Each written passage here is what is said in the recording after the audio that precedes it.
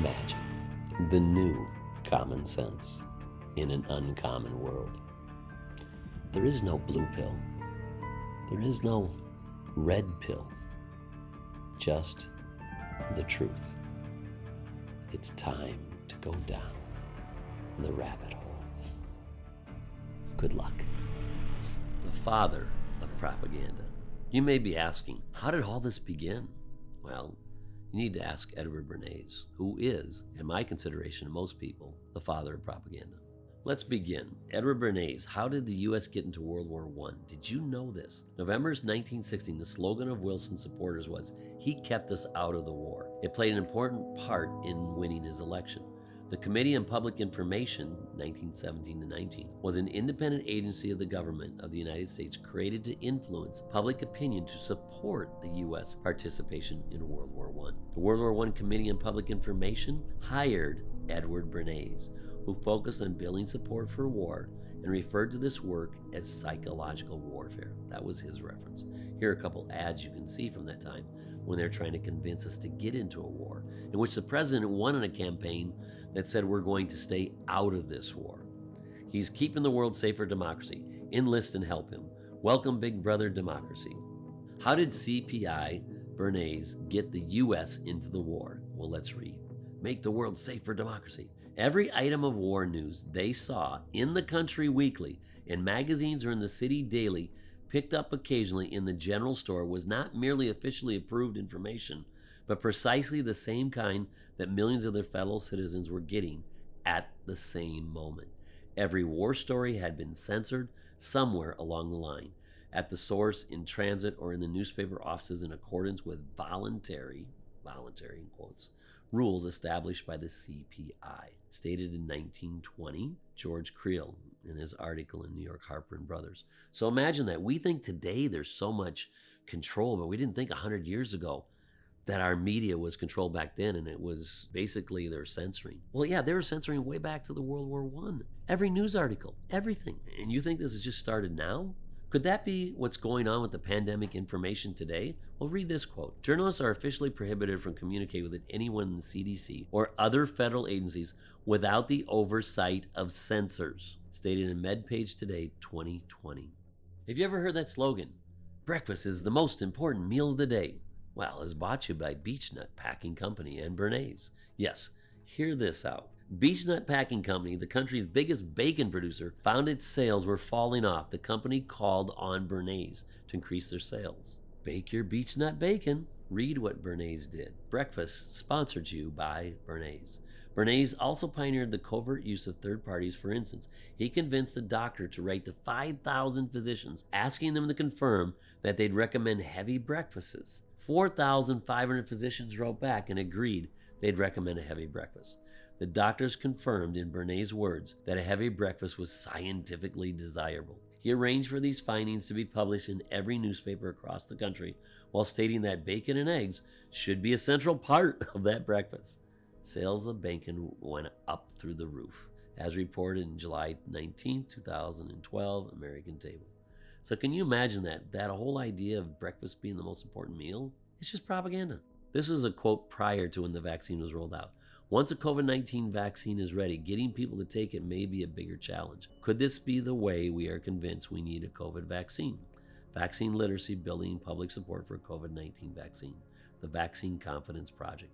Now you got to understand, this was prior to the creation of any vaccine by several months. They already were amping up to how they're going to promote this to the public because they knew they'd have a hard time with it.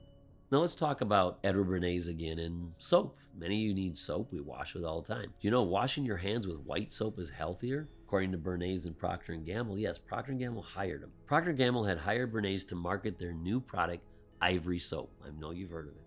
He went on and hired a medical consultant to survey American doctors, seeing how they preferred white soap, Ivory, over colored soap, their competitors. Are you kidding me? New mildness, richer suds, now better than ever for complexion, bath, and dishes. Ivory soap, white soap is better than colored soap. Was this racist soap? Bernay's Ivory Soap is good for your health. Now that advantages of Ivory Soap were agreed upon by medical professionals, they're given huge publicity and their sales skyrocketed. Doctors say Ivory for both our complexions. Now, could this be similar to what they're doing with hand sanitizers? It's all in our hands to make a difference. Yes, that's a real ad. What about the promotion of hand sanitizers in COVID? Hand sanitizers are less effective than hand washing in preventing the spread of COVID-19. So states the California Department of Industrial Relations Division of Occupational Safety and Health, July 21st, 2020. Hand sanitizers are safe. The agency of the FDA warned consumers to avoid 9 hand sanitizer products that were manufactured in Mexico because they contain methanol, a substance that can be toxic if absorbed through the skin or ingested. Substantial methanol exposure can lead to nausea, vomiting, headaches, permanent blindness, and seizures. The FDA list of hand sanitizers that consumers should avoid had grown to 115, as reported in the New York Times 2020, August 4th. And yet everybody's running around getting their hand sanitizers. Still doing it today. Bernay's, the American Tobacco Company, and the image of women. Yep, you heard that. Was Bernay's propaganda the cause of decades of anorexic women just to sell cigarettes to them? Take a look at these commercials. Believe in yourself. The other one, I know an easy way to keep from getting fat. Light a Lucky instead of eating sweets. So in other words, smoke instead of eating. George Washington Hill, CEO of American Tobacco Company, and that's the start of Hill and Knowlton that Edward Bernay was partnered with, hired Bernay to help him promote his slogan, reach for a lucky instead of a sweet. Bernay took an oblique route, first encouraging the popularization of pictures of models in clothing that emphasize slenderness. Does this cigarette make me look thin? Publicizing a study about the negative effects of excess sugar on the human body. So they would promote people to do smoking because it's better for your health than eating sweets. Is wearing a mask patriotic like torches for freedom? Yes, they used to have those images of women smoking the cigarettes, walking out saying this is a torch for freedom, so that we can say that we're going to get the freedom to vote and we can smoke too. Well, take a look at today. What's patriotic? Wearing a mask. A. Brill, a well-known psychoanalyst, told Bernay that the public saw cigarettes as torches of freedom, both a symbol of masculinity and male prerogative. Trump is wearing a mask as patriotic. Take a look at the 1920s during the time of the Spanish flu. Wear a mask.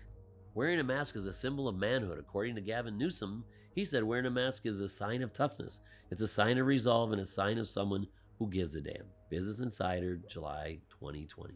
Will wearing a mask become the new normal? Will we live with years to come in America? You tell me. Could Bernay make a stuffy President Calvin Coolidge look cool? Bernay recalls the objective was to counteract the perception of Coolidge as a cold and taciturn president. How could Coolidge's warmth and human sympathy be emphasized? We would take a group of well-known actors and actresses to the White House for breakfast, but there was no disputing that they carried a strong connotation of humanness, warmth, extroversion, and camaraderie. The first couple with John Drew and Al Jolson at the 1924 event. I wonder what presidents use celebrities today. Well, is this possible why Bill Gates' image in a sweater as a philanthropist do-gooder is as convincing as Calvin Coolidge as a hip president? I was applying an old press agent technique of adding newsworthy names to the austere person of the President of the United States, an event that jetted out of the routine of circumstance and made news. And that's why he was having Al Jolson and others to be with Calvin Coolidge. Bill Gates, the greatest do-gooder the world has ever known, is he? Maybe, maybe not. If I was down to my last dollar, I'd spend it on PR. According to Bill Gates, it's not enough for Gates to do just have numerous external PR agencies working on his image full time. Another PR firm will use its global reach to indoctrinate the world and tell each citizen of Earth that the world's richest person is also the most lovable. Never mind his crimes that gave him money in the first place. Edward Bernay's Edison and General Electric. Ford retained Edward Bernay to turn the 50th Edison invention light bulb anniversary into a landmark occasion. Bernay's maneuver, radio airwaves, a live recreation of Edison's great discovery to be carried out in a darkened nation. So they're going to reenact the discovery of the light bulb. So who was hired to make Edison look larger than life? Well, you can thank Edward Bernay. The jubilee for Edison's light bulb, but was it his light bulb? As listeners across the country in every village and hamlet huddled around their radios, dimmed their bulbs, and lit their rooms once again with only candles or kerosene, they were to turn their lamps back on only after the great inventor once again achieved illumination. Who really invented the light bulb? A good question. Humphrey Davy, an English chemist and inventor, produced the world's first electric lamp by connecting voltaic piles to charcoal electrodes. 1802 was known as the electric arc lamp. English chemist Joseph Swan in 1860 had developed a light bulb that used carbonized paper filaments. Swan received a patent in the United Kingdom in 1878. In 1879, he demonstrated a working lamp in a lecture in Newcastle, England, according to the Smithsonian Institute. Latimer received a patent on January 17, 1882 for the process of manufacturing carbons, an improved method for production of carbon filaments for light bulbs. And as you can see the ad down below, Edison joined up with Swan, and they created the United Electric Light Company Limited. So, did Edison really invent the light bulb? What if Bernay's was behind the publicity for Tesla? Would we have wireless free energy around the globe? Think about that. Here's a quote from Tesla I think you need to take in your mind. I don't care that they stole my idea. I care that they don't have any of their own. NAACP and Bernay's. You heard that right. In 1920, Bernay's successfully hosted the first NAACP convention in Atlanta, Georgia. His campaign focused on the important contributions of African Americans to whites living in the South. He later received an award from the NAACP for his contribution. During this decade, he also handled publicity for the NAACP. Do you know most of the founding fathers of the NAACP were white? Well, guess what? Does Black Lives Matter have their publicity run by someone like Bernay's? Well, you might want to check on Open Society, the one run by George Soros, and the contributions given to Black Lives Matter. I believe it's to the sum of some $100 million. Would that make an impact? Did fluoride or Bernay's save our teeth? The Aluminum Company of America, Alcoa, whose major stockholder, Andrew Mellon, had jurisdiction over the Public Health Service as Treasury Secretary, was searching for an answer to its worsening fluoride waste problem. A highly paid $750,000 a year Alcoa attorney named Oscar Ewing had been appointed by Harry Truman to be head of the U.S. Public Health Service in 1947.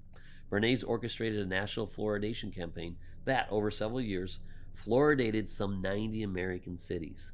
The Rothbard-Rockwell Report, 1993. Is someone like Bernay's running PR for Big Pharma's vaccines? What's worse, an anti-fluoridationist or an anti-vaccinationist? You decide. Crystallizing public opinion.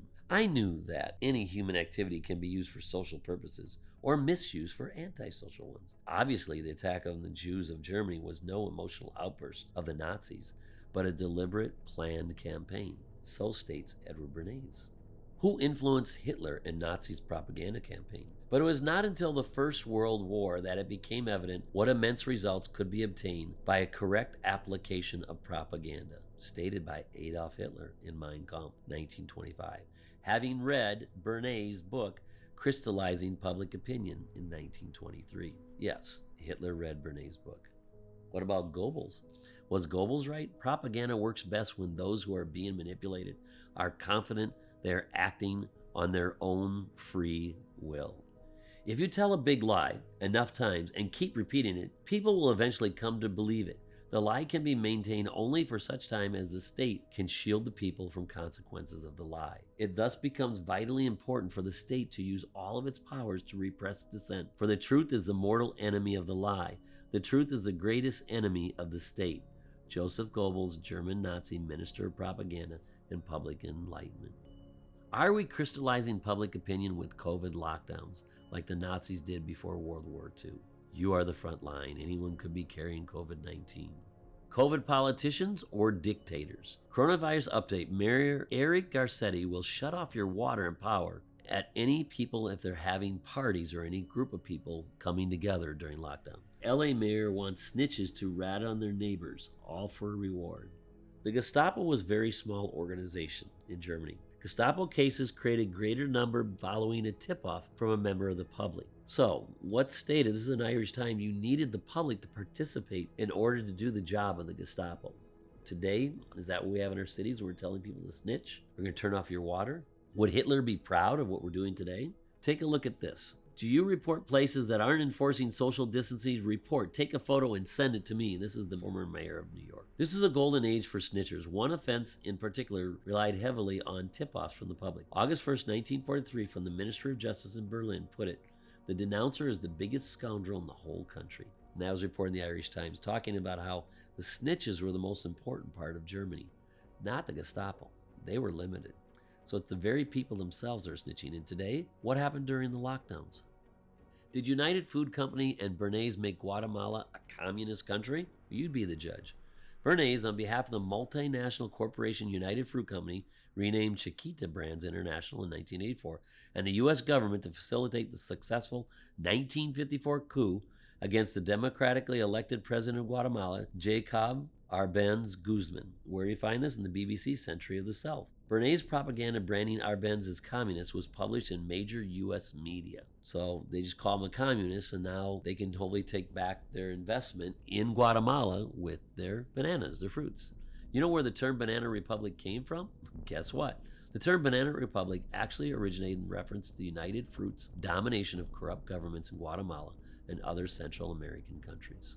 So that's where it came from, Guatemala, where it was United Fruit Company and the bananas. What countries will be demonized if they don't play ball with the COVID agenda? Have we not demonized enough countries for our own political or economic reasons? Pinochet, Chavez, CIA and crack cocaine. I know you recognize a lot of these. Argentina and the CIA public relations. Argentina in 75 to 80, the making of U.S. human rights policy. Inside Argentina's killing machine, U.S. intelligence documents record gruesome human rights crimes of 76 to 83. The Bloody Hand Operation Condor. Just read several of these. You'll find out of what kind of control the CIA had in Argentina.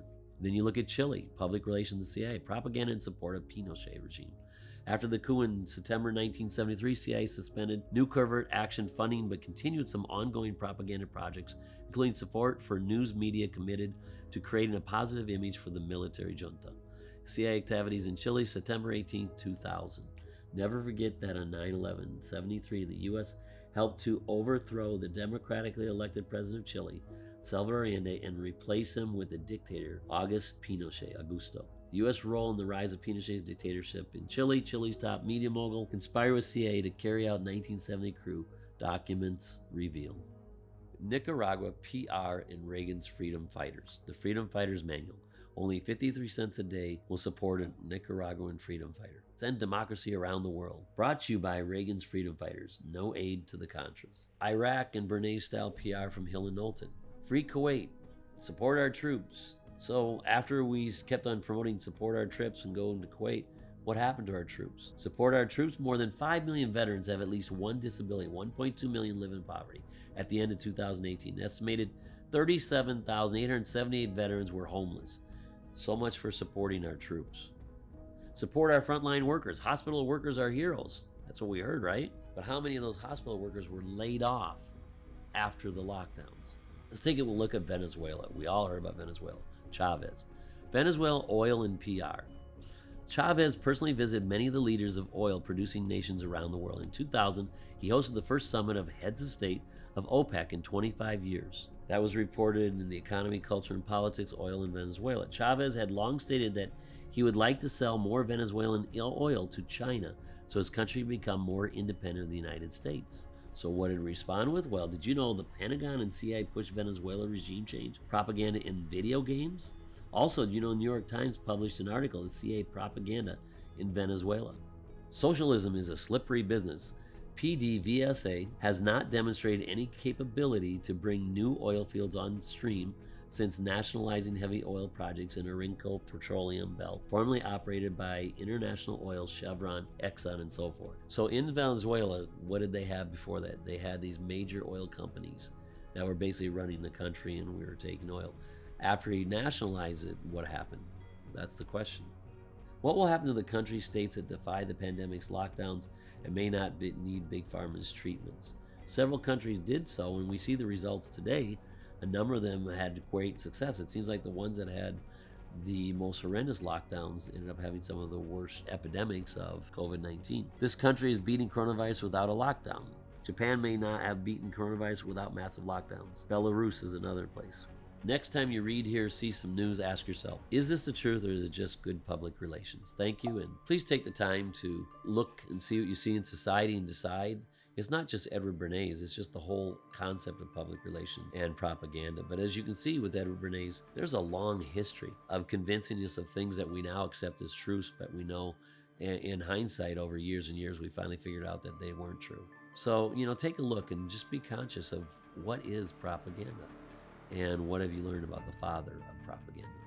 We look forward to seeing you in the next episode of Common Sense. Make sure to click, put a like down there, and subscribe to us, and donate if you can so you can keep our work going. Thank you.